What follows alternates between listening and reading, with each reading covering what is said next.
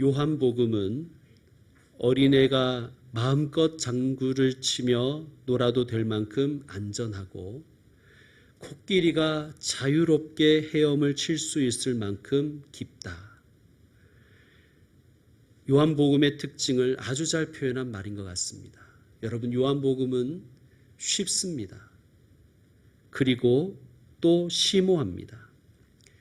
기독교 2000년 역사 가운데 요한복음을 읽고 신앙을 시작한 이들이 많습니다. 왜요? 문장이 단순하여 쉽기 때문입니다. 그래서 저는 성경을 처음으로 일독을 하려는 분에게 창세기부터 읽지 말고 요한복음부터 읽으라고 권합니다. 요한복음은 단순하고 쉽지만 만만하지 않습니다. 신앙생활을 오래 한 분들에게도 어렵습니다. 읽으면 읽을수록 깊어지기 때문입니다. 그래서 수준이 높은 분들에게도 좋습니다. 왜냐하면 새로운 도전을 주기 때문입니다. 마태복음, 마가복음, 누가복음을 공관복음이라고 합니다. 공관이란 관점을 공유한다, 관점이 같다라는 뜻입니다. 그런데 요한복음은 공관복음이라고 하지 않습니다. 왜 그럴까요? 관점이 다르기 때문입니다. 요한복음에는 예수님의 탄생 기록이 없습니다. 또한 예수님께서 세례 받으신 사건도 기록하지 않았어요. 40일 동안 금식하신 것도 시험 받으신 것도 없습니다. 공관복음에는 다 나오지요. 성찬식 이야기가 없습니다. 대신 세족식은 있습니다. 겟세마네 동산에서 기도하신 기록도 없고 승천하신 기사도 없어요. 귀신이나 마귀를 쫓아내신 사건도 기록하지 않았습니다. 심지어 비유도 없습니다. 공관복음에는 예수님이 6월절에 예루살렘에 한 번만 올라간 걸로 되어 있습니다. 그래서 마치 예수님의 공생애가 1년인 것 같아요. 그런데 요한복음에는 6월절이 3번 등장합니다. 그래서 예수님의 공생애를 3년으로 보는 근거를 제공하는 것입니다. 마태복음은 우리가 잘 아는 것처럼 예수님의 족보, 예수님의 계보로 시작하지요. 그래서 우리가 처음부터 성경 마태복음부터 읽으면 거기서 실패하는 것 아닙니까? 재미가 없어가지고. 여러분, 그런데 요한복음은 오늘도 우리가 읽었지만 예수님의 본질을 선포하면서 시작합니다. 그래서 종교개혁가 마르틴 루터는 요한복음은 최고의 복음서이다. 그리스도의 신성을 가장 명료하게 드러냈기 때문이다 라고 말했습니다. 본문 요한복음 1장 1절을 제가 영어 성경으로 읽어드리겠습니다. 여러분의 리스닝을 위해서 독일식 발음으로 읽겠습니다. In the beginning was the Word, and the Word was with God, and the Word was God. 여러분, 지금 발음이 정확해서 아마 잘 들으셨을 텐데 몇 개의 단어가 계속 반복이 됩니다. 그러니까 요한복음은 사용한 단어가 몇 개가 안 돼요. 마태복음은 총 28장 1071절인데 사용한 단어는 1691개입니다. 누가복음은 총 24장 1151절 2055 단어를 사용했습니다. 누가복음이 제일 길어요. 제일 짧은 복음서가 마가복음인데 총 16장 678절인데 1345개의 단어를 사용했습니다. 그런데 요한복음은 21장이고 879절인데 1011개의 단어만 사용했습니다. 가장 적은 어휘를 사용했다는 말씀입니다. 그래서 요한복음을 읽으면 시와 같아요. 여러분, 시는 압축적인 단어를 사용하잖아요. 그래서 쉽게 느껴질 때도 있지만 그래서 점점 심오하게 느껴질 때가 있지 않습니까? 자, 여러분 1절을 다시 한번 보시면 이렇게 시작하지요. 태초에. 여러분, 태초에라고 시작하는 성경에 하나가 더 있지요. 물론 요한 1서도 태초라는 말씀으로 시작하지만 우리는 오늘 창세기하고 요한복음만 생각합시다.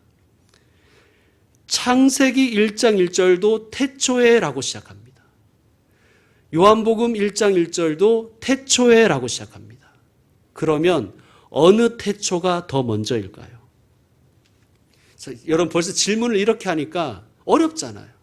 그냥 그러려니 하고 넘어가면 막 통독하고 넘어가면 그냥 넘어가는데 어느 태초가 먼저일까? 이렇게 생각하며 질문하면 어려워지는 거예요. 창세기 1장 1절이 공간과 시간을 창조하는 그 시작으로서의 태초라면 요한복음 1장 1절의 태초는 존재 이전의 태초입니다. 그러니까 이것을 선재라고도 합니다. 존재와 세상이 있기 전의 태초. 그러니까 창세기와 요한복음의 태초는 시점이 다른 거예요. 태초에 말씀이 계시니라. 말씀 앞에 각주 표시가 되어 있죠. 여러분 각주가 나오면 늘 한번 확인해 보라 그랬습니다. 뭐라고 되어 있습니까? 로고스. 요한복음은 소아시아의 에베소라는 도시에서 요한이 기록했습니다. 소아시아는 지금의 터키에 속해 있지요. 이방인의 땅이었고 헬라 문화권이었습니다. 여러분 헬라 문화권이었다는 것을 늘 기억해야 됩니다.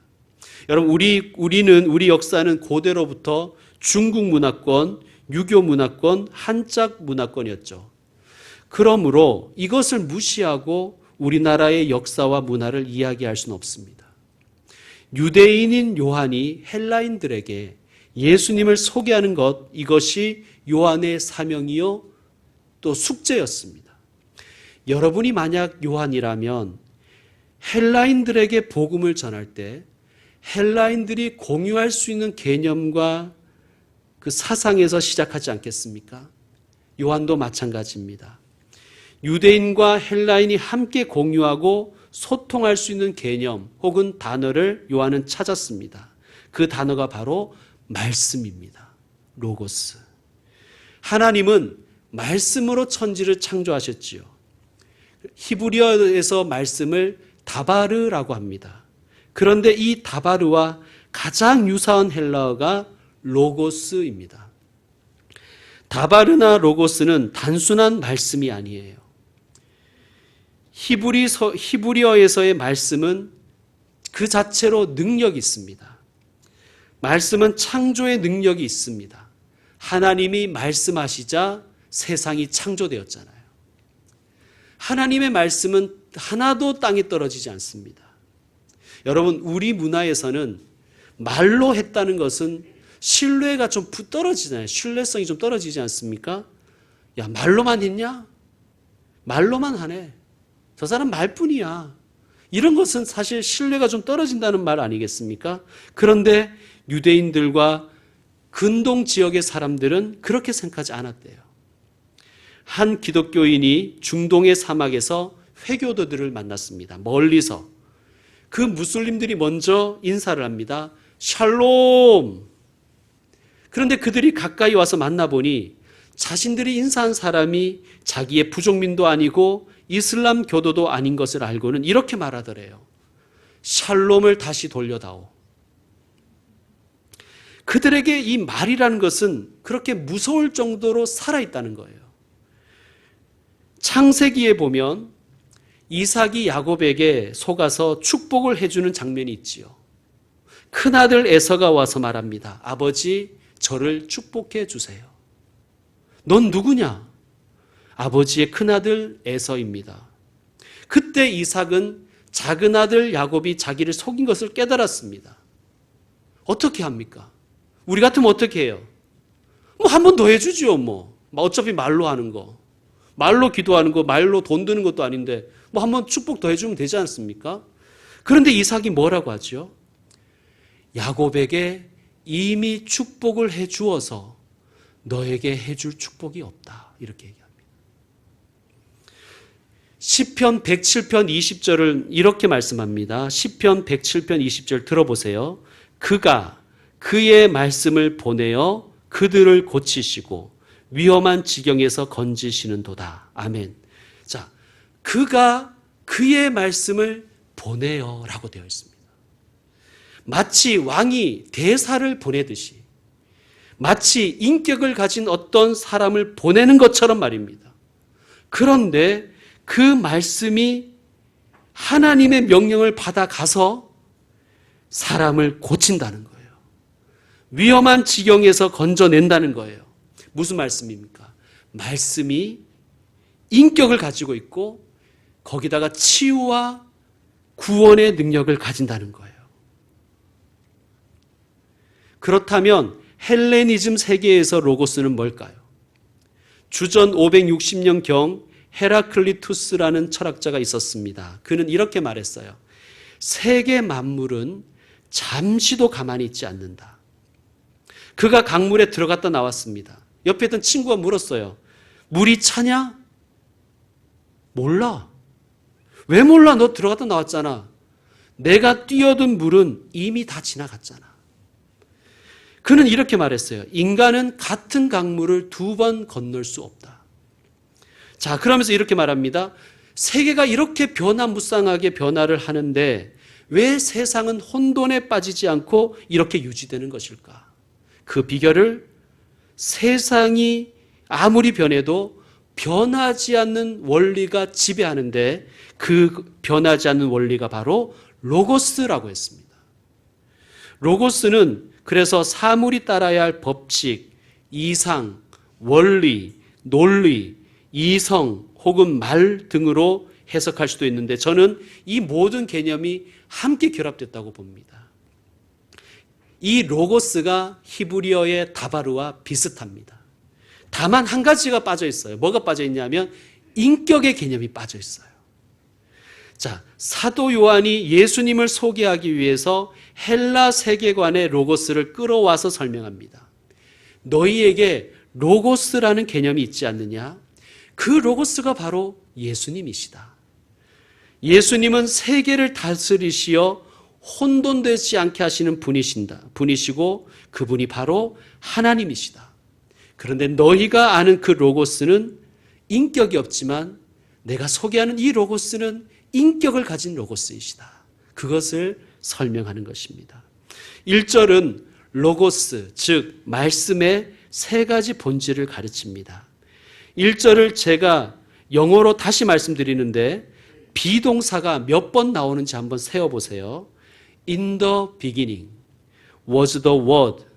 The word was with God. The word was God. 몇 번 나왔습니까? 자, 힌트를 주지 않습니까? 3번 나왔습니다. 3번. 자, 여러분 3번 나왔다는 것은 3가지를 설명하는 거예요. 예수님에 대해서 3가지를 설명하는 거예요. 말씀이신 예수님. 자, 이렇게 설명했습니다. 태초에 말씀이 계시니라.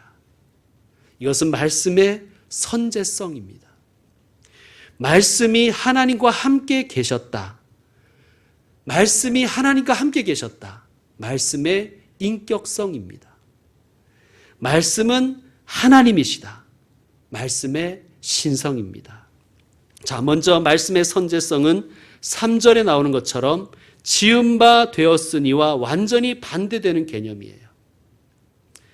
말씀이 하나님과 함께 계셨다는 것은 말씀은 인격을 가지고 계셔서 하나님과 함께 교제를 하신다는 뜻입니다. 말씀은 인격을 가지고 계신다는 것은 말씀이 단순히 어떤 원리나 에너지 혹은 기 같은 것이 아니라는 뜻입니다.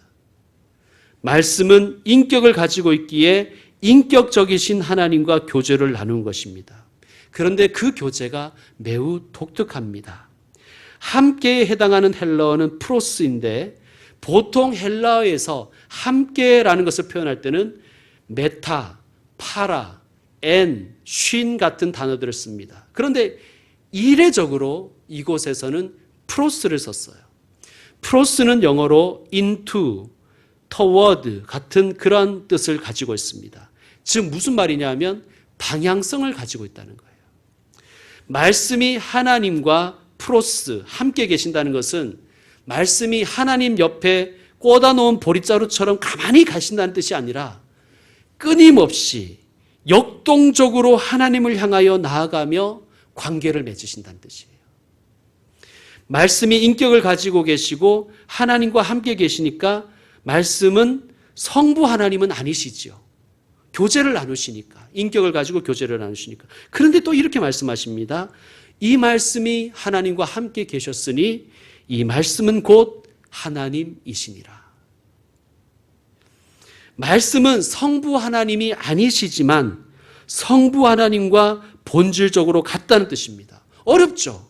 여러분 벌써 이렇게 1절만 해도 이렇게 어려운 거예요. 가만히 묵상해 보면.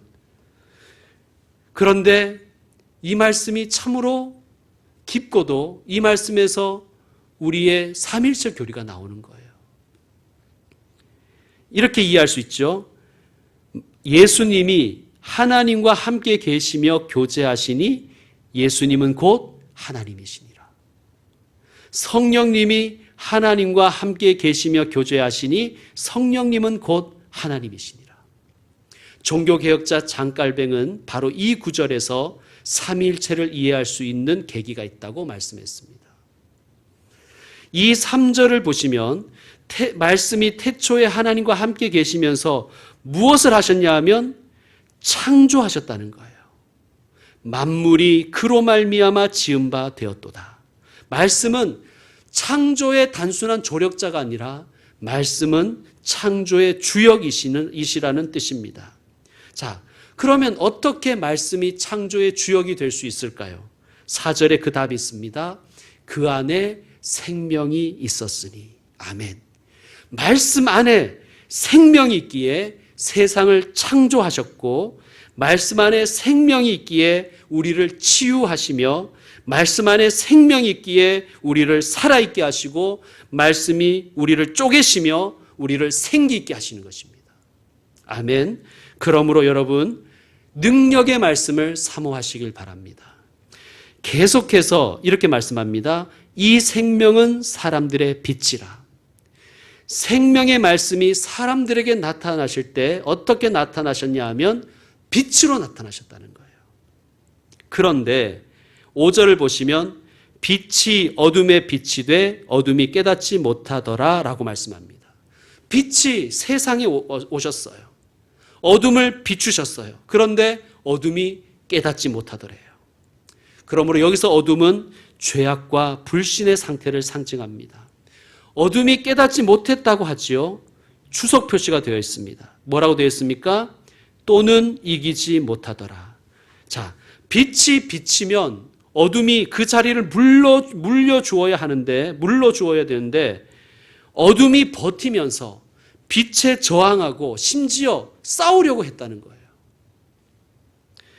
여러분, 제가 만약 하나님이라면 깨닫지 못하고 심지어 저항하고 싸우려고 덤벼드는 것들은 계속 그렇게 살다 죽으라고 아마 내버려 두었을 것 같은데 우리 하나님은 자비로우시고 세상을 너무 사랑하셔서 깨닫지 못하고 저항하는 인생들을 위해 그 빛에 앞서 하나님의 종을 먼저 보내셨습니다. 여러분 6절 말씀 읽어주십시오. 6절 말씀 시작.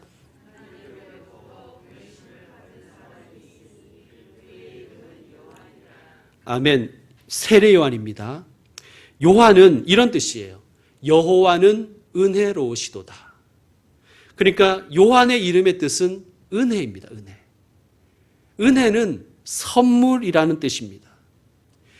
요한은 빛을 깨닫지 못하고 빛에 저항하는 불쌍한 인생들을 위해 보내신 하나님의 선물이었습니다. 여기서 저는 우리의 기도의 제목을 발견합니다. 우리 이렇게 기도해야 됩니다. 하나님, 저도 하나님의 선물 되기를 원합니다. 하나님의 생명을, 하나님의 빛을 깨닫지 못하는 사람들에게 가서 그들에게 하나님을 알게 하는 선물 되기를 원합니다. 세례 요한에게는 사명이 있습니다. 7절과 8절에 그 사명이 나와 있습니다. 여러분 한번 읽어주세요. 7절, 8절 시작.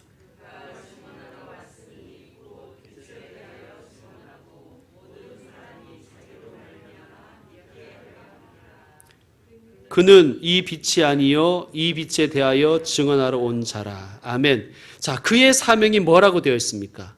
증언하는 게 사명이에요. 뭘 증언해요? 빛에 대하여 증언하는 것이 사명입니다. 그런데 누구에게 빛을 증언해야 됩니까? 어둠에게. 여러분, 빛을 어떻게 증명할까요? 여기서 증언이라는 것은 증명이라고도 해석할 수 있습니다. 여러분, 빛을 어떻게 증명해요? 그것도 보지 못하는 사람들에게 빛을 증명은커녕 뭐라고 설명할 수 있습니까? 이 시대 최고의 뮤지컬 별의 연주운동, 전도사님도 출연하셨는데 거기에 이런 대사가 있습니다. 아빠가 앞을 보지 못하는 딸 마사에게 이렇게 말합니다. 창문 밖으로 보이는 세상은 말이야 넓은 들판이 펼쳐져 있고 그 앞에는 한 그루 나무가 우뚝 솟아 있어. 그리고 그 위에는 파란색 하늘이 펼쳐져 있지. 보지 못하는 마사가 묻습니다. 파란색? 아빠가 파란색을 설명해요. 파란색은 물에서 수영할 때 편안한 느낌을 주는 색깔이야. 설명을 잘했습니까? 그러면 빨간색은 여러분 뭐라고 설명하실 거예요? 파란색이 아니란다. 뭐 이렇게 설명하실 것입니까? 여러분, 우리는 세례요한처럼 빛을 설명하고 빛을 증명하고 빛을 증언해야 하는 사명이 있습니다. 그것이 교회의 존재 목적이에요. 그런데 동시에 여기에 우리의 답답함과 좌절과 눈물이 있는 거예요. 여러분, 보지 못하는 사람들의 세계에서는 보는 사람이 바보가 되는 거잖아요. 그러니 우리는 이렇게 기도할 수밖에 없습니다. 하나님, 저 사람의 눈을 열어주세요. 영안을 열어주세요. 제가 만난 예수님을 저 사람도 보고 만나게 해주세요. 내가 성경에서 발견한 예수님을 저 사람도 만나게 해주세요. 우리는 그렇게 기도할 수밖에 없습니다.